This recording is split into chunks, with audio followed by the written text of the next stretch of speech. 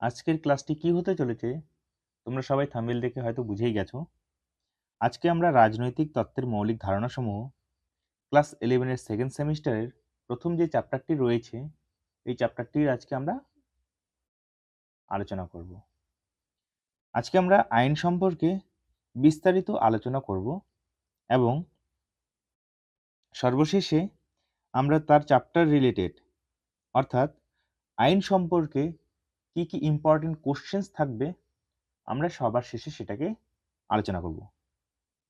তো আমরা পরপর আইন কি, আইনের যে সংজ্ঞা রয়েছে, পরস্পর বিরোধী মতবাদ যেটা রয়েছে, আইনের বৈশিষ্ট্য, শ্রেণীবিভাগ, বিভিন্ন যে দিক রয়েছে একদম সম্পূর্ণ বিস্তারিত আলোচনা আমরা একটি ভিডিওতে সম্পূর্ণ করব। তো ভিডিওটি স্কিপ না করে সম্পূর্ণ দেখো, নাহলে তোমাদের বুঝতে অসুবিধা হয়ে যাবে। যাই হোক, বেশি কিছু না বলে ভিডিওটি শুরু করা যাক।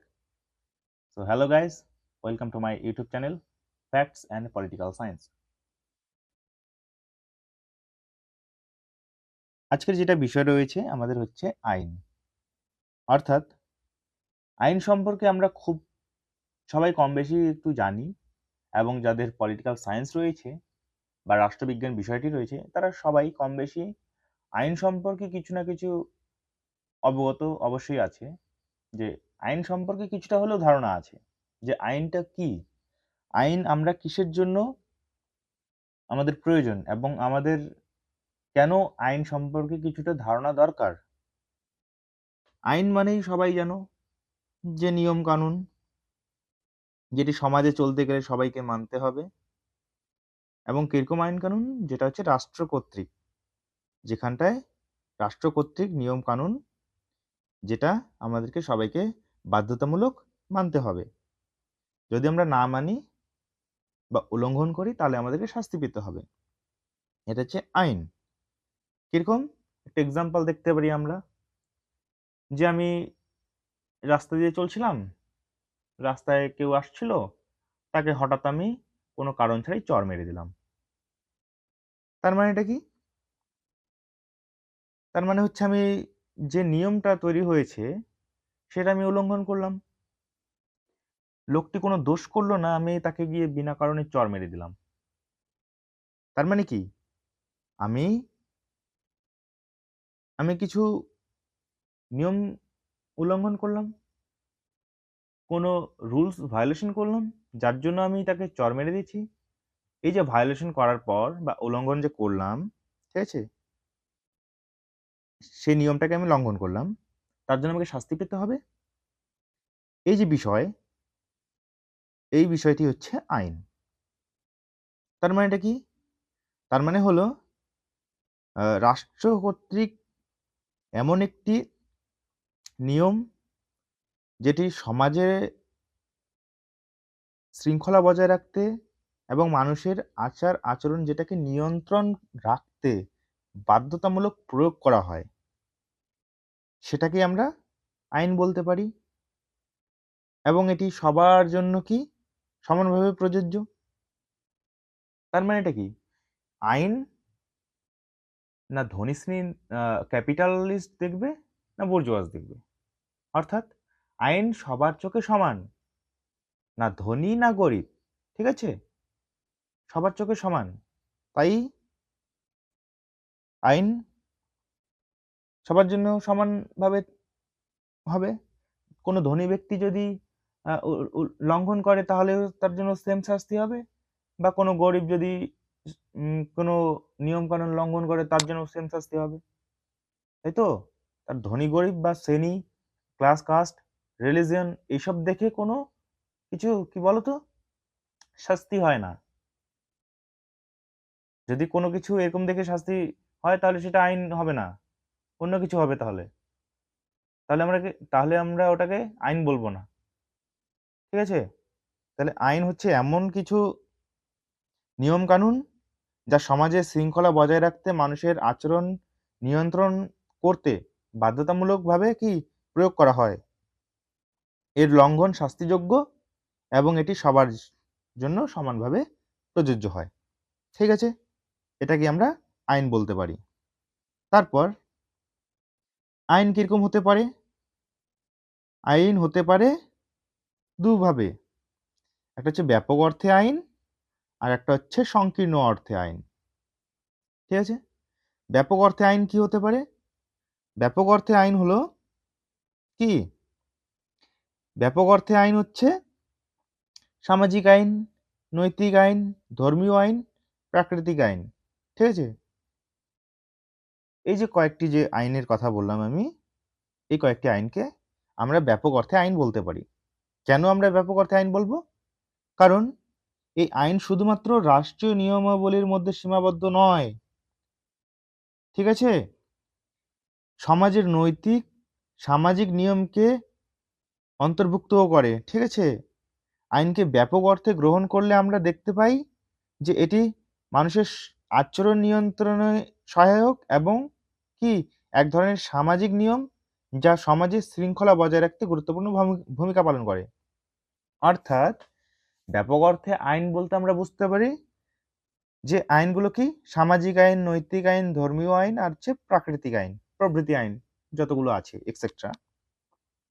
এই আইনগুলো কি সমাজে তৈরি বা রাষ্ট্রে তৈরি যে আইন আছে, ধরো এটা একটা রাষ্ট্র, রাষ্ট্রের তৈরি আইনের কি এর সীমাবদ্ধ নয়। অর্থাৎ রাষ্ট্রের বাইরেও এর আইনের কি আছে? সীমারেখা আছে, বা কোনো রাষ্ট্রের মধ্যেই সীমাবদ্ধ নয় এই আইন। যেটা ব্যাপক অর্থে আইন প্রয়োগ করা হয়, সেটা হচ্ছে রাষ্ট্রের সীমাবদ্ধতা নয়, সে রাষ্ট্রের বাইরেও থাকতে পারে। অর্থাৎ পুরো ব্রহ্মাণ্ড পুরো বিশ্বে থাকতে পারে, ছড়িয়ে থাকতে পারে। সেটা হচ্ছে ব্যাপক অর্থে আইন। অর্থাৎ অর্থাৎ ধর্মীয় আইন। ধর্মীয় আইনটা কি শুধু কি আমাদের ভারতবর্ষেই সীমাবদ্ধ আছে? বাকি দেশে কি ধর্মীয় আইন নেই? আছে। ইউএসএ তে আছে, বিভিন্ন দেশে। এই যেমন আমাদের ভারতেই বলো না কেন, ধর্মীয় অনেক ধর্মে আমরা এইখানটায় আছে, যেখানটায় মাল্টি রিলি রিলিজনস আমরা এখানটায় বাস করি। যেখানে পপুলার কি কি আছে? হিন্দু আছে, বৌদ্ধ আছে, মুসলিম আছে, খ্রিস্টিয়ান আছে, আর পার্সিয়া আছে, শিখ আছে, এক্সেট্রা। তাদের যে আইনগুলো আছে, তাদের ধর্ম রিলেটেড আইন, তাদের তাদের আইনটা কি? যারা খ্রিস্টান রিলিজিয়নে আছে, তারা কি শুধু ভারতবর্ষের আইনের মধ্যেই আছে? নয়, তারা কি বাইরের দেশেও আছে, যেমন আমেরিকা আছে, ইংল্যান্ড আছে, এক্সেট্রা। এই যে বিষয়গুলো শুধুমাত্র একটি রাষ্ট্রের মধ্যে সীমাবদ্ধ নয় এই ব্যাপক অর্থে আইন। ঠিক আছে? তো এই যে বিষয়টি আছে, এটা কিন্তু খুব ইম্পর্টেন্ট, তোমাদের পরীক্ষায় আসতে পারে যে ব্যাপক অর্থে আইন বলতে তোমাদের কি বোঝানো হয়। তোমরা বলবে যে ব্যাপক অর্থে আইন বলতে সামাজিক আইন, নৈতিক আইন, ধর্মীয় আইন আর হচ্ছে প্রাকৃতিক আইনকে বোঝানো হয়। ঠিক আছে? এই আইন শুধুমাত্র রাষ্ট্রের নিয়মাবলীর মধ্যে সীমাবদ্ধ নয়, বরং সমাজের নৈতিক ও সামাজিক নিয়মকেও অন্তর্ভুক্ত করে। এতটুকু লিখলেই যথেষ্ট। ঠিক আছে? তোমরা চাইলে এটাকে স্ক্রিনশট নিতে পারো, অথবা পেন পেপার তোমরা সঙ্গে নিয়েই বসতে পারো, এটাকে নোট ডাউন করতে পারো। ঠিক আছে? প্রত্যেকটা কোশ্চেন্স তোমাদের, যে টপিকটা আমি পড়াচ্ছি, প্রত্যেকটা টপিক তোমাদের খুব ইম্পর্টেন্ট। তাই আমি বলবো স্কিপ না করে পুরোটা দেখো। আর এই চ্যানেলে যারা নতুন আছো অবশ্যই সাবস্ক্রাইব করবে, এবং ভিডিওটি ভালো লাগলে অবশ্যই লাইক করবে এবং বন্ধুদের সাথে শেয়ার করবে। তারপরে আমরা দেখব সংকীর্ণ অর্থে আইন। সংকীর্ণ অর্থে আইন বলতে কি বোঝায়? সেই বিধিনিষেধকেই বোঝানো হয় যা সরাসরি রাষ্ট্র কর্তৃক প্রণীত বা প্রয়োগ করা হয়। এটি প্রাতিষ্ঠানিক এবং প্রাতিষ্ঠানিক প্রক্রিয়ার মাধ্যমে বাস্তবায়িত হয়। অর্থাৎ সংকীর্ণ অর্থে আইন আমরা সেটাকেই বলবো যেটা হচ্ছে রাষ্ট্র তৈরি করে। ঠিক আছে? এবং আমাদের যে আইনটা আছে সেটা কিন্তু রাষ্ট্র কর্তৃক আইন। ঠিক আছে? এইখানটায় যদি কেউ এই যে বিষয়টা এখানটায় যে ব্যাপক অর্থে আইন যেটা আছে, এটাতে যদি ধরো কেউ ভুল করে থাকে, তার কিন্তু পার্টিকুলারলি কোনো নির্দিষ্ট আ নেই, শাস্তি নেই। যে দেখা গেল কেউ হচ্ছে প্রণাম করতে গিয়ে যে করে দিল, লাথি মেরে দিল। তার জন্য কি আলাদা কোনো শাস্তি আছে? অবশ্যই নেই। কিন্তু এই যে সংকীর্ণ অর্থে আইন যে আছে, এই আইনে যেটা রাষ্ট্র কর্তৃক তৈরি করেছে এই আইনটা, ঠিক আছে? এই আইনে যদি কেউ রাস্তা দিয়ে গেলে, কোনো মানুষ যদি রাস্তা দিয়ে হেঁটে যাচ্ছে, আবার এদিক দিয়ে কোনো মানুষ হেঁটে আসছে, তাকে যদি গিয়ে চড় মেরে দেয়, তার জন্য শাস্তি হবে। এটা হচ্ছে সংকীর্ণ অর্থে আইন, যেটা হচ্ছে রাষ্ট্র তৈরি করে। এই যে বলেই দিয়েছে, লঙ্ঘন শাস্তিযোগ্য হিসেবে বিবেচিত হবে। ঠিক আছে? এটা হচ্ছে ব্যাপক অর্থে আইন এবং সংকীর্ণ অর্থে আইন। ঠিক আছে? আমরা যাচ্ছি নেক্সটে। তারপর আমরা দেখব যে পরস্পর বিরোধী সংজ্ঞা। বিভিন্ন রাষ্ট্রবিজ্ঞানী বিভিন্ন দিক থেকে তাদের আইনের সংজ্ঞা দিয়েছে। তার মধ্যে অন্যতম গুরুত্বপূর্ণ যে থিঙ্কার আছে সেটা হচ্ছে টি.এইচ. গ্রিন। ঠিক আছে? টি.এইচ. গ্রিন কি বলেছে? আইনকে অধিকার ও কর্তব্যের এমন একটি ব্যবস্থা, the system of rights and duties বলে বর্ণনা করেছেন, যেটি কি রাষ্ট্র কার্যকর করে। ঠিক আছে? এই যে বিষয়টি, এই যে প্রত্যেকটা যে তোমাদের কোড যেটা আছে, ঠিক আছে? প্রত্যেকটা যে থিঙ্কার আছে তাদের যে মতবাদ রয়েছে, তারা যে সংজ্ঞাটা দিয়েছেন সেটাকে তাদের মতোই লিখতে হবে। আমি আমার মতো বলে ফেললাম, তাহলে কি সেটা হচ্ছে আমার মতে আইন হয়ে যাবে। তাহলে কিন্তু সেটা টি.এইচ. গ্রিনের মতে আইন হবে না। টি.এইচ. গ্রিন যেটা বলেছে আমাদের পরীক্ষায় সেটাই লিখতে হবে। যদি কোশ্চেনস আছে যে টি.এইচ. গ্রিনের মতে আইনের সংজ্ঞা কি? তাহলে আমাদেরকে এটাই লিখতে হবে, আইনকে অধিকার ও কর্তব্যের এমন একটি ব্যবস্থা বলে বর্ণনা করেছেন, যেটিকে রাষ্ট্র কার্যকর করে। এভাবেই লিখতে হবে। তাহলে এগুলো এই যে বিষয়টা আছে, এই যে কয়েকটা যে আছে, ঠিক আছে? এগুলো কি তোমাদের পুরোটা মুখস্থ করতে হবে। ঠিক আছে? একদম পুরো মুখস্থিফিকেশন পুরোটা করতে হবে। তোমাদের নিজের মতো বানিয়ে লিখলে হবে না। হ্যাঁ, পরবর্তীতে তুমি যদি খুব বেশি পড়াশোনা করে ফেলো, দেখা গেল পিএইচডি হয়ে গেছে তোমাদের, তারপর তুমি কোনো একটা মতবাদ দিয়েছো, তারপর তোমার মতে একটা কোনো আইন হতে পারে। কিন্তু আপাতত তোমাদের এই যেটা বলেছে এরা, তাদের মতেই হচ্ছে কি পড়তে হবে। ঠিক আছে? আমার মতো পড়লেও হবে না, তোমাদের এটাকে মুখস্থ করতেই হবে। একদম রাট্টাফিকেশন পুরোটা করতে হবে। তাহলে কি টি.এইচ. গ্রিনের মতে আইনকে টি.এইচ. গ্রিনের মতে আইন হলো কি? আইন হলো অধিকার ও কর্তব্যের এমন একটি ব্যবস্থা, যেটা হচ্ছে রাষ্ট্র কি কার্যকর করে। জন অস্টিনের মতে আইন কি? আইন হলো সার্বভৌম নির্দেশ। আইন কি? আইন হলো সার্বভৌম নির্দেশ, দ্য কমান্ড অফ সভরেন।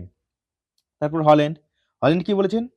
যে সার্বভৌম রাজনৈতিক কর্তৃপক্ষ কর্তৃক প্রযুক্ত মনুষ্য বাহ্যিক আচার আচরণ নিয়ন্ত্রণকারী সাধারণ নিয়মই হলো কি আইন। এটা ইম্পর্টেন্ট আছে। তারপর লেস্কি কি বলছে? লেস্কিটাও ইম্পর্টেন্ট আছে, যেটা হচ্ছে মার্ক্সবাদী বিচারধারাতে তিনি বলেছেন, আইনকে সমাজের কি অধিকারভোগী শ্রেণী স্বার্থবাহী কি নিয়ম কানুন বলে চিহ্নিত করেছেন। এটা তোমাদের খুব মুখস্থ করতে হবে। এটা তোমাদের এখান থেকে কিছু একটা কোশ্চেন আসতে পারে। তারপর আমরা নেক্সট চলে যাচ্ছি। তারপর হচ্ছে কি আইনের প্রকৃতি। আইনের সংজ্ঞার নির্ধারণের মতোই তার প্রকৃতি নির্ধারণের ক্ষেত্রেও যথেষ্ট মতবিরোধ রয়েছে। ঠিক আছে? বিভিন্ন রাষ্ট্রবিজ্ঞানী বিভিন্ন মতবাদ দিয়েছে। যেমন ভাববাদী দার্শনিকরা তাদের বিভিন্নভাবে তাদের মতামত দিয়েছে। যেমন এখানটায় যেমন ন্যাচারাল যে ল কথা বলেছিল তারা, ঠিক আছে?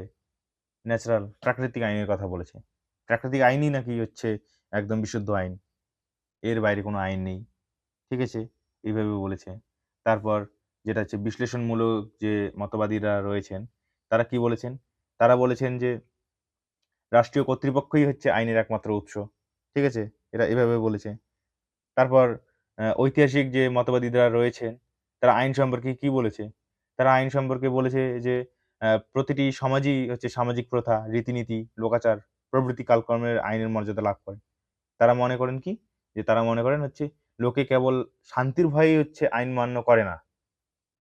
আইনের হচ্ছে উপযোগিতা সম্পর্কে উপলব্ধি করাই হচ্ছে তাদের কি? আইন মেনে চলতে বাধ্য করে। তাদের হচ্ছে এরকম কথা। তাহলে কি এই যে আইনের প্রকৃতিটা হচ্ছে কি একটা বিশাল বড় একটা টপিক, ঠিক আছে? এটা তোমাদের কোশ্চেনস যদিও আসে, ব্রড কোশ্চেনস, তাহলে এটা হচ্ছে তোমাদের 6 নাম্বারেই আসতে পারে। তো এই যে চ্যাপ্টারটার এই যে টপিকটা যে রয়েছে, এই টপিকটা হচ্ছে খুব বড় টপিক। এটা তোমাদের বোঝাতে গেলে একটা আলাদাই একটা ক্লাস নিতে হবে। তো এটা তোমাদের কি, এটা হচ্ছে তোমাদের বড় যে ব্রড কোশ্চেন আছে, ব্রড কোশ্চেনের জন্যই পড়তে হবে। তো এটাকে আমি আর খুব একটা ডিসকাস করছি না। এটাকে যদি ডিসকাস করতে যাই তাহলে বাকিগুলো হবে না, কারণ এটাকেই অনেকটা সময় লেগে যাবে।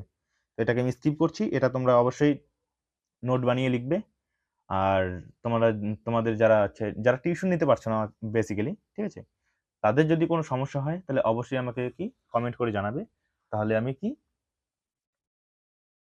নির্দিষ্ট কয়েকটি আমি নোটস বানিয়ে তোমাদেরকে প্রোভাইড করে দেবো ফ্রি অফ কস্ট, ঠিক আছে? তো আমরা এটাকে স্কিপ করছি। তো এটা তোমরা দেখে নেবে, খুব একটা ইম্পর্টেন্ট নেই, আবার ইম্পর্টেন্টও আছে, ঠিক আছে? তারপর আইনের বৈশিষ্ট্য, এটাও খুব ইম্পর্টেন্ট, ঠিক আছে? আইনের বৈশিষ্ট্য কি? আইন আইনের বৈশিষ্ট্য কি? আমরা যখন আইনগুলো যে পড়ে আসলাম, ঠিক আছে, যেগুলো হচ্ছে তোমাদের আইনের সংজ্ঞা, সংকীর্ণ অর্থে, ব্যাপক অর্থে, তারপরে যে বিভিন্ন রাষ্ট্রবিজ্ঞানী বিভিন্নভাবে যে আইনের সংজ্ঞা দিয়েছেন, এই সমস্ত কিছু দেখেই আমরা বুঝতে পারলাম যে আইনের কিছু বৈশিষ্ট্য আছে। আইনের বৈশিষ্ট্য কেমন? যে আইন হলো মানুষের আচার আচরণ নিয়ন্ত্রণকারী বিধিবদ্ধ ব্যবস্থা। তারপর কি? আইন কেবলমাত্র কি বাহ্যিক আচার আচরণকেই কি নিয়ন্ত্রণ করে, ঠিক আছে? বাহ্যিক আচার আচরণ অর্থাৎ বাইরের যেটা আচার আচরণ আমি প্রকাশ করব, সেটাকেই কি নিয়ন্ত্রণ করতে একদম বাধ্যতামূলক করে। কিন্তু আমার যে অভ্যন্তরীণ যে আচার আচরণ আছে, সেটাকে কি আইন কোনোদিনও কন্ট্রোল করতে পারবে? অবশ্যই নয়। কারণ আমার মনের ভিতরে কি চলছে, আমি কি করব এরপর, আইন কি সেটা করতে পারবে? সেটা দেখতে পারবে? অবশ্যই নয়। যদি আমি বাহ্যিকভাবে যেটা করব, ফিজিক্যালি যেটা করব, সেটা সেটা সবার চোখে দেখবে। তারপর কি সেটাকে দেখেই ডিসাইড করা হবে যে এটা শাস্তিযোগ্য কি শাস্তিযোগ্য নয়। বুঝছো ব্যাপারটা বুঝতে পারছো কি? তারপর আইনের বিধানসমূহ নির্দিষ্ট ও সুস্পষ্ট। তারপর রাষ্ট্রীয় আইন রাষ্ট্রের ভৌগোলিক সীমানার মধ্যে সবার ক্ষেত্রে সমভাবে প্রযোজ্য। অর্থাৎ রাষ্ট্রে একটা আইন আছে, ধরো এটা হচ্ছে ভারতবর্ষ, ঠিক আছে? এই ভারতের বাইরে ভারতের আইন কোনোভাবেই প্রযোজ্য নয়। অর্থাৎ ভারতের যে সিটিজেন, এই যদি কোনো দোষ করে থাকে, তাহলে সে যদি কোনো বাইরের দেশে চলে যায়, অর্থাৎ বাংলাদেশই পার্শ্ববর্তী দেশ বলো, সে যদি বাংলাদেশে চলে যায়, তাহলে কি বাংলাদেশের সরকার কি তাকে শাস্তি দেবে? অবশ্যই নয়, কারণ সে ইন্ডিয়াতে দোষ করেছে। অর্থাৎ ইন্ডিয়ার যদি কোনো লোক বাংলাদেশে গিয়ে বাংলাদেশের কোনো কারো ক্ষতি করে, তাহলে কি ইন্ডিয়াকে শাস্তি দেবে? অবশ্যই নয়। সে বাইরে গেছে, বাংলাদেশে গেছে, তো বাংলাদেশ তাকে শাস্তি দেবে। এই যে বিষয়গুলো, তার মানে কি ভারতের আইন শুধু ভারত পর্যন্তই সীমাবদ্ধ। সে সীমা বাইরে কি বাইরে হস্তক্ষেপ করতেই পারবে না ভারতের আইন। এটা যদি বাইরে হস্তক্ষেপ করে, তাহলে কি সেটা ইন্টারন্যাশনাল ল হয়ে যাবে, আন্তর্জাতিক ল হয়ে যাবে, তাই তো? এটা আমরা পরে আসছি বিষয়টা। তার মানে কি রাষ্ট্রীয় আইন রাষ্ট্রের ভৌগোলিক যে সীমানাটা রয়েছে, তাই তো, তার মধ্যেই সমভাবে প্রযোজ্য হবে সকলের সাথে, ঠিক আছে? তারপর নেক্সট, সার্বভৌম শক্তি কর্তৃক সমর্থিত হয় বলে আইনের স্থান কি প্রথা রীতিনীতির যে আর রয়েছে এইসবের অনেক ঊর্ধ্বে। অর্থাৎ কিছু যে প্রথা রয়েছে পুরাণে, যেগুলো ধরো কোনো কমিউনিটির প্রথা রয়েছে যে তাকে হচ্ছে ট্যাটু করতে হবে। অনেক আছে যাদের হচ্ছে ট্যাটু করা একটা প্রথা, অনেক যেগুলো কমিউনিটি রয়েছে, যেগুলো হচ্ছে কি বলা যায়, উপজাতি, ঠিক আছে, ট্রাইব, অনেক ট্রাইব আছে যাদের কি ট্যাটু করা একটা কি প্রথা।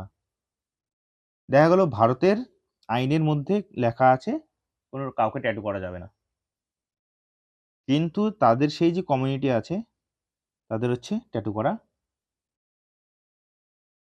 একদম প্রথা।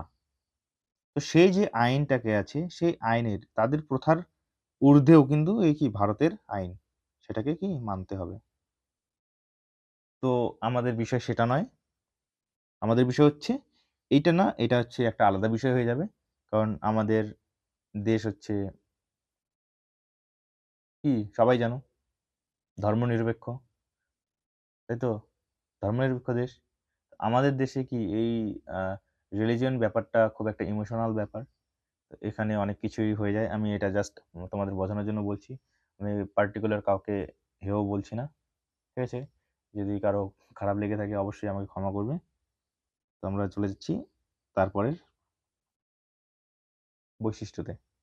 সার্বভৌম শক্তির প্রধান কাজ হলো আইনটিকে রক্ষা করা। সার্বভৌম শক্তির প্রধান কাজ কি? সার্বভৌম শক্তির হচ্ছে প্রধান কাজ আইনকে রক্ষা করা। অর্থাৎ ভারত হচ্ছে আমাদের কি সার্বভৌম কান্ট্রি, তাহলে কি সার্বভৌম দেশ। আমাদের দেশের প্রধান কাজ কি? আইনকে রক্ষা করা। তাই আইন ভঙ্গ করা হলে কি সার্বভৌম শক্তির আইন ভঙ্গকারীকে কি শাস্তি দেওয়া হয়। তার জন্য আমাদের কি আদালত আছে। সবাই যেন আদালত কতগুলো আছে, অনেক। হাইকোর্ট আছে, সুপ্রিম কোর্ট আছে, ঠিক আছে? আসছি আমরা, আবার আসছি। তো এই যে বৈশিষ্ট্য, এই বৈশিষ্ট্যগুলো তোমাদের খুব ইম্পর্টেন্ট করে পড়তে হবে, ঠিক আছে? এখানটায় তোমরা সব নোট ডাউন করে লিখতে পারো। এটা তোমাদের ক্লাস কোশ্চেন্স তোমাদের কিন্তু ব্রড কোশ্চেনের জন্যই আসবে, ঠিক আছে? একদম 6 মার্কসের জন্যই এটা তোমাদের কি, এটা তোমাদের হচ্ছে ব্রড কোশ্চেন 6 নম্বরের জন্যই আসবে, ঠিক আছে? যদি তোমাদের 2 মার্কসের জন্য আসে তাহলে কি আসতে পারে, যে আইনের বৈশিষ্ট্য, যে কোনো দুটি বৈশিষ্ট্য লেখো, আইনের যে কোনো দুটি বৈশিষ্ট্য তোমরা লিখো, এরকম আসতে পারে। অর্থাৎ কি, তাহলে তোমরা যে কোনো দুটো বৈশিষ্ট্য লিখে দেবে, বাস হয়ে যাবে। কিন্তু আমি যতদূর জানি যেটা ব্রড কোশ্চেন তোমাদের 6 জন্যই আসবে, খুব ইম্পর্টেন্ট আছে, ঠিক আছে এটা। তারপর নেক্সট নেক্সট আমরা দেখব যে আইনের শ্রেণী বিভাজন। আইনের শ্রেণী বিভাজন, আইন কত প্রকার, এই যে পরে যে এটা আলোচনা করেছিলাম আইন,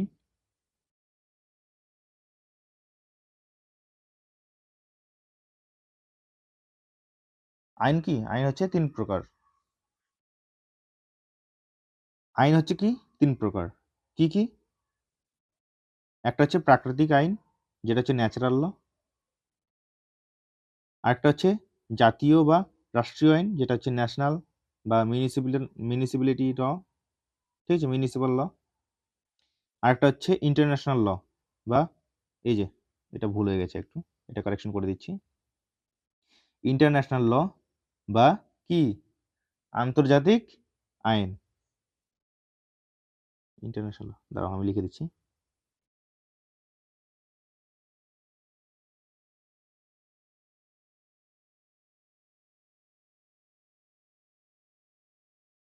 আন্তর্জাতিক ল, ঠিক আছে? আইন হচ্ছে 3 প্রকার, একটা হচ্ছে প্রাকৃতিক আইন ন্যাচারাল ল, একটা হচ্ছে কি ন্যাশনাল ল, আর একটা হচ্ছে ইন্টারন্যাশনাল ল, ঠিক আছে? এই এই যে কয়েকটি, এটা তোমরা খুব ভালোভাবে মনে রাখবে, তাহলে হয়ে যাবে, ঠিক আছে? ওখানটা আমার জাস্ট একটা টাইপিং মিস্টেক হয়ে গেছে, প্রিন্ট মিস্টেক, যাই হোক। তো যেটা হচ্ছে আধুনিক রাষ্ট্রবিজ্ঞানীরা যে রয়েছে, আধুনিক রাষ্ট্রবিজ্ঞানী এই যে প্রাকৃতিক আইন যেটা রয়েছে, ঠিক আছে, যেটা হচ্ছে ন্যাচারাল ল, এই ন্যাচারাল লকে বাদ দিয়ে দুটি যে আইন রয়েছে, একটা হচ্ছে ন্যাশনাল ল আর একটা হচ্ছে ইন্টারন্যাশনাল ল, এই দুটিকেই যুক্তিসঙ্গত বলেই মনে করেছেন। ন্যাচারাল লটা কি? ন্যাচারাল লটা হচ্ছে যে ভাববাদী দার্শনিক, যেটা যারা ভাববাদী দার্শনিক যেটা হচ্ছে ব্যাখ্যা দিয়েছেন, যেখানে হচ্ছে অ্যারিস্টটল রয়েছে, হেগেল রয়েছে, তোমাদের স্টোইক রয়েছে। এই যে এরা এরা যে বলেছিল যে ন্যাচারাল ল, ন্যাচারাল লটা যেটা হচ্ছে আধুনিক রাষ্ট্রবিজ্ঞানীরা রয়েছে, তারা এই আইনটাকে বাদ দিয়েছে। বাদ দিয়ে এই যে দুটি ল যে রয়েছে, যেটা হচ্ছে ন্যাশনাল ল এবং ইন্টারন্যাশনাল ল, এই দুটোকেই তারা কি যুক্তিসঙ্গত বলেই মনে করেছে। তো আমরা দেখব যে ন্যাশনাল লটা কি।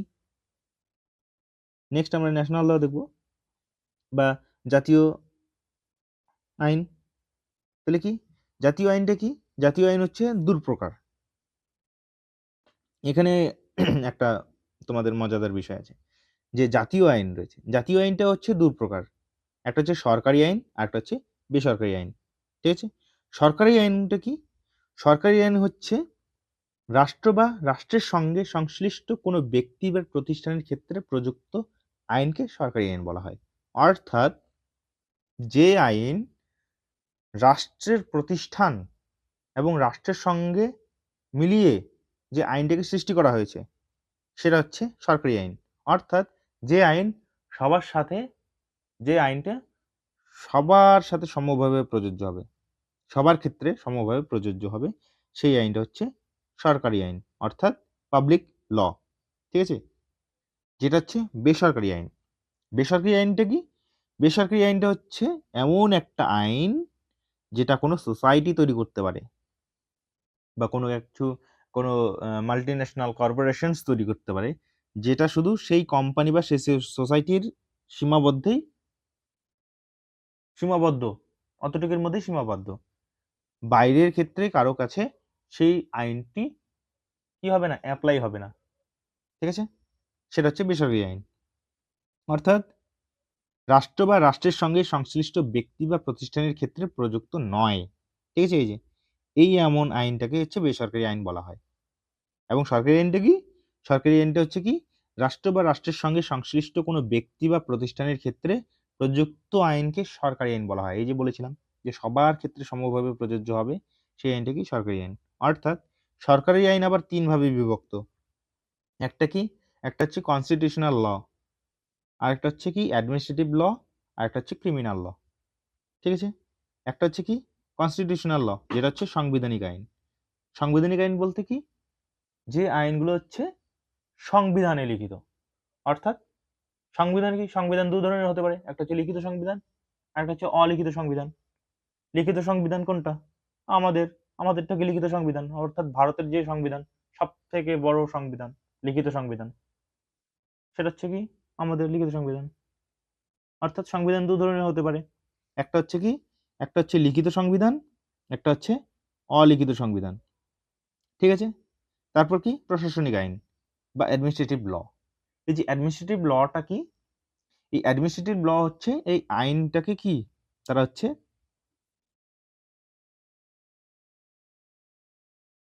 কেউ যদি কি করে অ্যাডমিনিস্ট্রেটিভ প্রশাসন, পুলিশ, সেটা কিন্তু না দেখে, প্রশাসনরা কি দেখে কেউ কোনো আইন কি লঙ্ঘন করছে কিনা, এই যে বিষয়গুলো প্রশাসনিক আইন, এই প্রশাসনিক আইন সেই বিষয়গুলো কি দেখে। এবং ফৌজদারি আইন, ক্রিমিনাল ল, তোমরা সবাই বুঝতে পারছো ক্রিমিনাল ল এক কথায় বোঝা যায় যে ক্রাইম করে, অর্থাৎ যে আইনগুলোকে ভঙ্গ করে বা লঙ্ঘন করে তাই ক্রাইম। কেউ একটা, অর্থাৎ একটা এক্সাম্পল দেখা যায় যে কোনো একটা মানুষ কাউকে গিয়ে মার্ডার করে ফেললো, সে ক্রাইম করলো। অর্থাৎ কি মার্ডার করে ফেললো কে একজনকে, সে ক্রাইম করলো। সেই ক্রাইমটা কোথায় যাবে? ফৌজদারি আইন, ফৌজদারি আদালতে যাবে, ক্রাইম সেকশনে ক্রিমিনাল ল হয়ে যাবে। এই ক্রিমিনাল লতে কি ক্রাইম হয়, সে ক্রাইম করেছে, তার মানে কি ক্রিমিনাল ল এর মধ্যে পড়েছে। অর্থাৎ তাকে কি, এই যে লঙ্ঘন করলো, তারা কে দেখলো? প্রশাসন, প্রশাসন দেখলো যে কোনো একটা ব্যক্তি, কোনো একটা মানুষ, কোনো একজন ব্যক্তি আরেকটা ব্যক্তিকে কি করলো, সে মার্ডার করে ফেললো। ঠিক আছে, সেই যে প্রশাসন সেই লোকটাকে দেখলো, তার উপর কি, তার কাছে ক্রাইম করলো, ক্রাইমটা কোথায় হবে, ক্রাইমটা কি অনুযায়ী হবে? ক্রিমিনাল ল অনুযায়ী হবে, সিআরপিসি, তাই তো? আইপিসি ছিল, একটা সিআরপিসি ছিল, এখন তো নাই এসব। যাই হোক, আগে ছিল, এখন বিএনএস হয়ে গেছে। যাই হোক, সে বিষয়টা আলাদা। আইপিসি আর সিআরপিসি সব থেকে বেশি সবাই জানে। তো কি, এই যে ক্রিমিনাল ল, তাহলে সিআরপিসি অনুযায়ী তাকে কি শাস্তি দেওয়া হবে, সেটা কি ফৌজদারি আইন। ঠিক আছে, বিষয়টা ক্লিয়ার হয়েছে? প্রশাসনিক আইন কি, সংবিধান আইন কি, এবং ফৌজদারি আইন কি। ঠিক আছে, তারপর আমরা নেক্সট চলে যাচ্ছি। নেক্সট হচ্ছে আন্তর্জাতিক আইন। আন্তর্জাতিক আইনটা কি? আন্তর্জাতিক আইন হচ্ছে পরস্পর সম্পর্ক ও সহযোগিতার বন্ধন, সুদৃঢ়করণের প্রয়োজনীয়তা, যুদ্ধের প্রকৃতিগত ক্ষেত্রে মৌলিক পরিবর্তনের প্রকৃতির কারণে আন্তর্জাতিক আইনের গুরুত্ব অস্বাভাবিকভাবে বৃদ্ধি পেয়েছে। 1780 সালে জেরেমি বেনথাম সর্বপ্রথম আন্তর্জাতিক আইনটি, যে শব্দটি রয়েছে, এটি প্রয়োগ করেছেন। ঠিক আছে, তারপরে কি আন্তর্জাতিক আইন কোনগুলো? যেগুলি বিভিন্ন রাষ্ট্রের মধ্যে পারস্পরিক সম্পর্ক কি সহযোগিতা ও বন্ধনের জন্য কি সুদৃঢ়ভাবে প্রয়োজন, সেটাকে আমরা আন্তর্জাতিক আইন বলতে পারি। অর্থাৎ আন্তর্জাতিক আইনকে আমরা প্রধানত দুটি শ্রেণীতে ভাগ করতে পারি। ঠিক আছে, একটি হচ্ছে সরকারি আন্তর্জাতিক আইন, যেটা হচ্ছে পাবলিক ইন্টারন্যাশনাল ল, আর একটা হচ্ছে বেসরকারি আন্তর্জাতিক আইন, যেটা হচ্ছে private international law. Public international লটি কি? পাবলিক ইন্টারন্যাশনাল ল হচ্ছে সরকারি আন্তর্জাতিক আইন, যেসব নিয়মগুলিকে আন্তঃরাষ্ট্র সম্পর্ক, আন্তর্জাতিক প্রতিষ্ঠান বা সংস্থার কার্যকলাপ ও তাদের পারস্পরিক সম্পর্ক এবং তাদের সঙ্গে রাষ্ট্র ও ব্যক্তির সম্পর্ক প্রভৃতি নিয়ন্ত্রণ করে। তার মানে কি? পাবলিক ইন্টারন্যাশনাল ল কোনগুলো? যেগুলি হচ্ছে কোনো আন্তর্জাতিক সম্পর্কের জন্য বা আন্তর্জাতিক প্রতিষ্ঠান বা সংস্থার যেটা কার্যকলাপ, যেটা হচ্ছে ইউএনও বলতে পারো। ঠিক আছে, যেটা হচ্ছে ইউনাইটেড নেশনস অর্গানাইজেশন, এটা একটি কি আন্তর্জাতিক প্রতিষ্ঠান। তাদের মধ্যে যে পরস্পর সম্পর্ক, যেটা হচ্ছে রাষ্ট্র বা ব্যক্তির সম্পর্কের প্রকৃতি যেটা নিয়ন্ত্রণ করে, সেটাকে আমরা আন্তর্জাতিক আইন, যেটা হচ্ছে সরকারি আন্তর্জাতিক আইন আমরা বলতে পারি। সরকারি আন্তর্জাতিক আইন আবার তিন ধরনের, সেটাকে তিনটি ভাগে ভাগ করা যায়। একটা হচ্ছে লজ অফ পিস, একটা হচ্ছে লজ অফ ওয়ার, আর একটা হচ্ছে লজ অফ নিউট্রালিটি। যেটা হচ্ছে প্রথম কি শান্তি সংক্রান্ত আইন। শান্তি সংক্রান্ত আইন কোনগুলো? শান্তি সংক্রান্ত আইন হচ্ছে দুই বা ততোধিক রাষ্ট্র যখন নিজেদের স্বার্থের জন্য শান্তির চুক্তি করে, সেটাকে আমরা শান্তি সংক্রান্ত আইন বলতে পারি। অর্থাৎ দুটো বড় শক্তি রাষ্ট্র যখন নিজেদের স্বার্থের জন্য যখন দুজনের মধ্যে শান্তির জন্য কোনো চুক্তি করে। শান্তির জন্য কেমন চুক্তি হতে পারে? তারা শান্তির জন্য চুক্তি করতে পারে যেটা হচ্ছে ট্রেডের জন্য বাণিজ্যিক চুক্তি করতে পারে, অথবা শান্তির জন্য আবার কীরকম চুক্তি করতে পারে যে আগে কেউ অ্যাটাক করবে না। ঠিক আছে, কেউ আগে অ্যাটাক করবে না। যদি কেউ আগে অ্যাটাক করে তাহলে তার জন্য কড়া ব্যবস্থা নেবে হচ্ছে ইউএনও। ঠিক আছে, এই যে বিষয়গুলো, এই সমস্ত বিষয়গুলো হচ্ছে শান্তি সংক্রান্ত আইন। তারপর যুদ্ধ সংক্রান্ত আইন কীরকম হতে পারে? যুদ্ধ সংক্রান্ত আইন কোনগুলো? যুদ্ধ সংক্রান্ত আইন হচ্ছে যে এক্সাম্পল হিসেবে দেখা যায় যে যুদ্ধ চলাকালীন কোনো দেশ পারমাণবিক বোমা ইউজ করতে পারবে না। ঠিক আছে, এটা হতে পারে। আবার কীরকম হতে পারে যে যুদ্ধ সংক্রান্ত আইন কীরকম হতে পারে? আবার এরকম হতে পারে যে যেটা হচ্ছে এয়ারলাইন, যেভাবে যুদ্ধ হচ্ছে এয়ারলাইনেই যুদ্ধ হবে, বাইরে কোনো যুদ্ধ হবে না। ঠিক আছে, যেটা ফিল্ডে যুদ্ধ হবে সেটা ফিল্ডেই যুদ্ধ হবে, এয়ারলাইনে যুদ্ধ হবে না। এইসব বিষয়গুলো হতে পারে যুদ্ধ সংক্রান্ত আইন। আবার যুদ্ধ সংক্রান্ত আইনের মাধ্যমেই অনেকে আবার শান্তির জন্য অ্যাপ্লাই করে, যে আমি শান্তি চাচ্ছি, যুদ্ধ করতে চাচ্ছি না, এইভাবেও হয়। তারপর নিরপেক্ষতা সংক্রান্ত আইন। নিরপেক্ষতা সংক্রান্ত আইন কীরকম? যে অনেক দেশ বা দুইটা বড় শক্তি যুদ্ধ করছে, কেউ এসে বলছে যে আমাদের সাথে যুদ্ধ করো, সে যদি ডিনাই করে যে না আমি যুদ্ধ করবো না, আমি নিউট্রাল থাকবো, তাহলে সে নিউট্রাল থাকতে পারে। কার অনুমতিতে? সে ইউএনওকে বলবে যে আমি নিউট্রাল আছি, আমি কোনো দেশের সাথে যুক্ত নেই, আমি একদম নিরপেক্ষ, আমি কোনো দেশের সাথে সঙ্গ দিয়ে আমি কারো দেশের সাথে আমি লড়াই করতে পারবো না। এই যে বিষয়গুলো, এটা হচ্ছে নিরপেক্ষতা সংক্রান্ত আইন হতে পারে। ঠিক আছে, এতদূর বোঝা গেছে? ঠিক আছে, তো আমরা দেখছি পরেরটা হচ্ছে কি বেসরকারি আন্তর্জাতিক আইন, যেটা হচ্ছে প্রাইভেট ইন্টারন্যাশনাল ল। যেটা প্রাইভেট ইন্টারন্যাশনাল ল কি? কোনো ব্যক্তির অধিকার বা স্বার্থকে কেন্দ্র করে দুই বা ততোধিক রাষ্ট্রের মধ্যে বিরোধ দেখা দিলে তার নিষ্পত্তির জন্য যেসব আইন রয়েছে সেগুলিকে বেসরকারি আইন বলা যায়।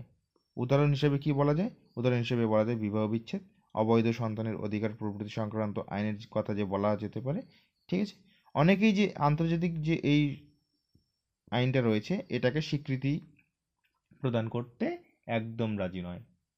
ঠিক আছে, এই আইনটাকে অনেকেই স্বীকৃতি দিচ্ছে না। ঠিক আছে, বাস এতদূর যদি কারো বোঝার অসুবিধা হয় অবশ্যই কমেন্ট করে জানাবে। তো আশা করি ভিডিওটি তোমাদের ভালো লাগবে। এরকম নতুন নতুন ভিডিও আমরা আরও দেখব। তো এখন আমরা দেখব হচ্ছে এই ইউনিট থেকে যেগুলো হচ্ছে ইম্পর্টেন্ট কোশ্চেন্স এবং যেটা হচ্ছে তোমরা সবাই জানো এই ইউনিট থেকে তোমাদের যে ফার্স্ট চ্যাপ্টার থেকে তোমাদের টোটাল 8 মার্কস থাকবে। 8 মার্কসের মধ্যে তোমাদের 2 মার্কস থাকবে হচ্ছে শর্ট অ্যান্সারের জন্য।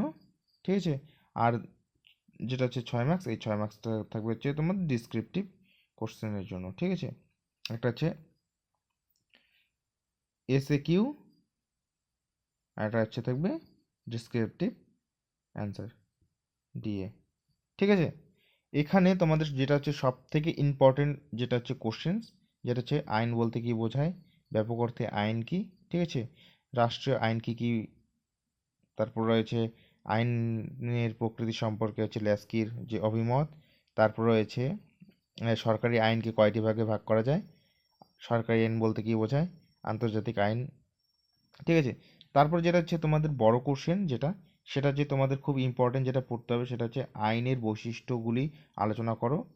তারপর এগুলো তো পড়বেই, যেটা হচ্ছে বেশি করে পড়বে সেটা হচ্ছে আন্তর্জাতিক আইনের যে বৈশিষ্ট্য এবং জাতীয় আইন আর হচ্ছে আন্তর্জাতিক আইনের মধ্যে পার্থক্য কী। এটা খুবই ইম্পর্টেন্ট, তোমাদের এইটা যদি পড়ো তোমাদের আইনের ম্যাক্সিমাম 50% কভারেজ হয়ে যাবে। ঠিক আছে, তো এই যে কোশ্চেন্সগুলো রয়েছে এটা তোমাদের হচ্ছে একদম চ্যাপ্টার রিলেটেড, যেটা হচ্ছে আইনের থেকেই রিলেটেড। আমি তোমাদের খুব একদম ইম্পর্টেন্ট কোশ্চেন যেগুলো একদম তুলে ধরেছি এগুলোর মধ্যেই পড়বে, এগুলোর মধ্যে হয়ে যাবে, বাকি বাইরের থেকে কিছু পড়তে হবে না। ঠিক আছে, তো তোমরা যারা টিউশন নিতে পারছো না বিশেষ করে, ঠিক আছে, বেসিক্যালি যারা টিউশন নিতে পারছো না বা টিউশন নিচ্ছ, তো তাদের ক্ষেত্রেও বলছি, তোমাদের যদি এই 6 নম্বরের নোটের প্রয়োজন অবশ্যই কমেন্ট করে জানাতে পারো, আমি তোমাদের ফ্রি অফ কস্ট সেটা প্রোভাইড করে দেবো। ঠিক আছে, তো চিন্তার কোনো কারণ নেই, আমরা আস্তে আস্তে সম্পূর্ণ যে চ্যাপ্টারটা রয়েছে আমরা টোটালটাই কভারেজ করে ফেলবো তোমাদের এক্সামের আগেই। তো সবাই ভালো করে বই পড়ো। ঠিক আছে, দেখা হচ্ছে নেক্সট ভিডিওতে। Take care.